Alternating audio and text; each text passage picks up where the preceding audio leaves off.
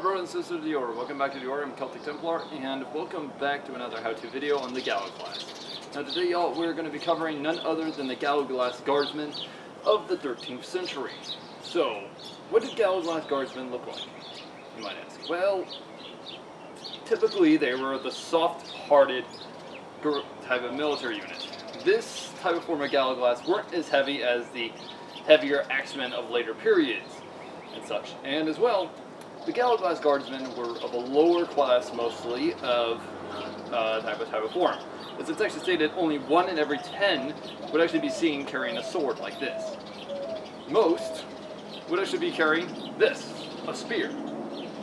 Or as well, a small dagger, a round shield, some say, and some also say even a bludgeon type weapon.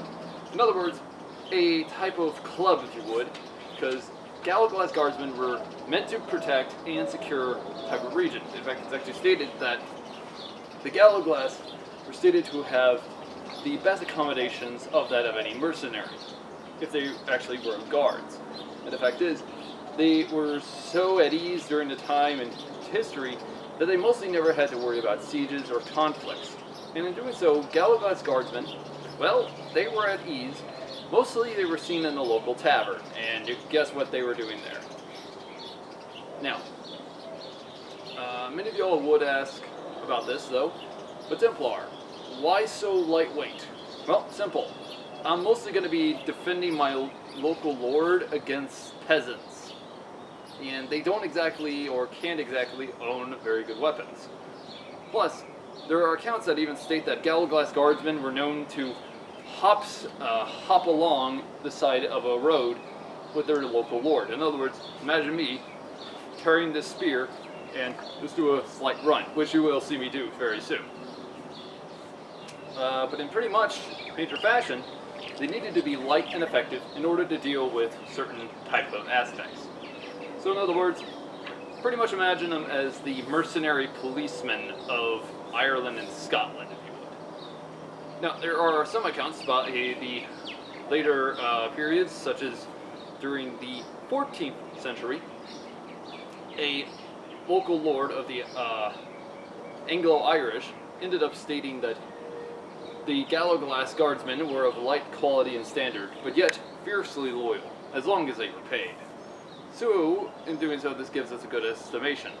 They were quick to jump to protect their lord. So this gives us an estimation. Now, they were known to use spears, axes, clubs, and mostly daggers. Swords, very little. So we have only like 1 or 2 accounts in record. Their armor and equipment would always be the gambeson. Mail if they could afford it, but mostly since they were, well, just doing guard duty, mostly a lot of them would probably just recollect on using, mail coifs. And as well, some sort of iconical helmet. Now, they would have used the Norman nasal helm, still this point in time period, but they would have also started to slowly go to the bowl-shaped helm, which you will soon see me wear. Now, some accounts also state they did not wear any mail, so we're going to see me do variations on how they could have moved and such. But why don't you all see me get started in this type of video, shall we?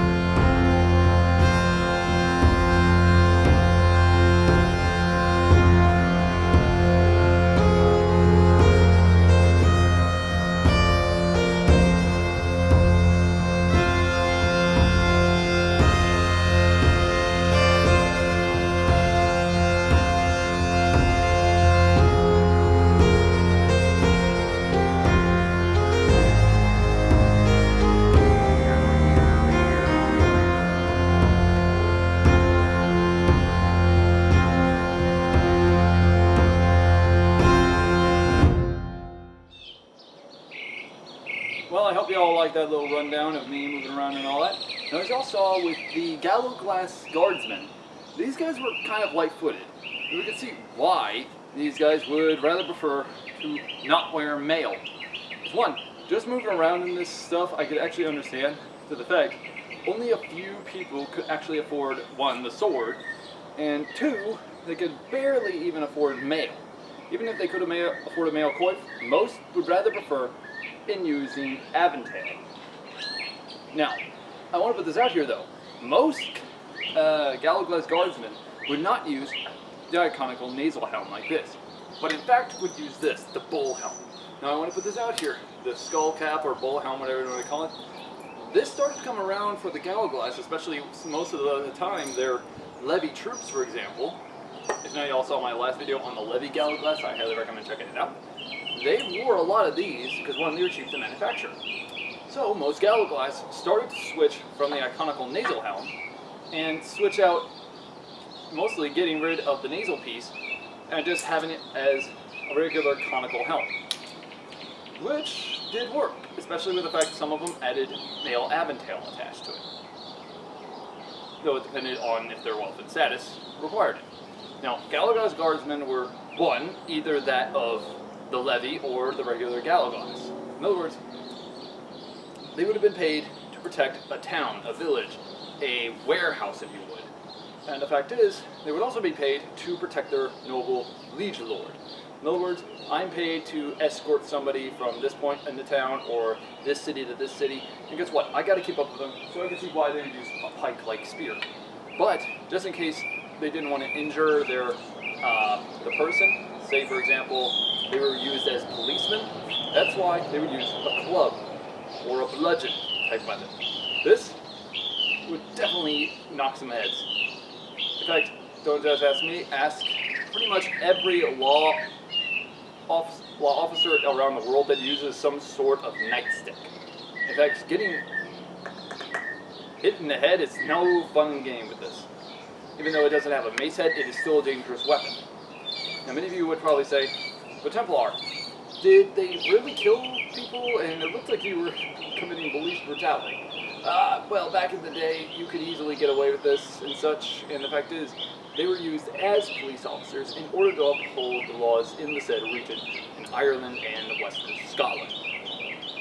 In fact, the Gallowglass were even hired as mercenary police for the said English. In fact, English nobles actually stated on how they felt well and secure as long as they paid for the Gallowglass' service. In fact, it's actually stated that a Gallowglass Guardsman, though, would make about less than half of that of a regular Gallowglass, say, who was fighting on the battlefield. So in other words, this would be like, say, for example, if I was fighting on the battlefield, guess what I would end up doing? I would be just a regular style Gallowglass. So in other words, it's like this. I technically will go to battle and war, for example, as long as I'm paid to do so. But say, for example, when I'm not fighting in a conflict and such, I'm mostly told to watch a certain area, and in doing so, I am paid a certain amount of shillings or gold or whatever you want to put it, around a month. In doing so, it's kind of weird, but yeah. Most people don't actually realize, and this is actually kind of weird to the fact that one, the Gallowglass bodyguards were, well, left down in history. But, yeah, these guys would actually be used to protect civilians, policing, and as well, protecting the noble lord. Most of the time, though, wouldn't use their axes, but actually use spears and a bludgeon. Now, there are occasions, though, they did use the axe, especially for a pointed thrust, but this is rare. On occasion. So much so that, one, they rarely used it. So imagine, say, you're a Gallowglass Guardsman or a Bodyguard, when I pronounce it, and you're, say, escorting a noble lord or taxes and such to your noble lord. Guess what? You're attacked by bandits, so you attack. So this is pretty much why most people don't understand much about the Gallowglass Bodyguard. They are forgotten warriors from history, and sadly, most people have forgotten them. But you gotta admit though, it's kind of cool to understand that these guys actually were hired for guard duty other than fighting on the battlefield. But what do y'all think? Do you think these guys are badass, or do you think these guys are mostly a no-show type of deal? Let me know in the comments below. And as well, let me know of what type of warrior group in history you would love to see for a series. I would love to hear your thoughts and such. Now I want to put this out here. We are hopefully soon going to do the Dacians soon. The reason it's taking me so long is because one, I have to make the armor. Just check out my short videos and you'll see my point. But yeah, hopefully see y'all in the next one. Like and subscribe for more, and hopefully see y'all in the next one. And as well, help the channel grow. Anyways guys, hope to see y'all in the next one.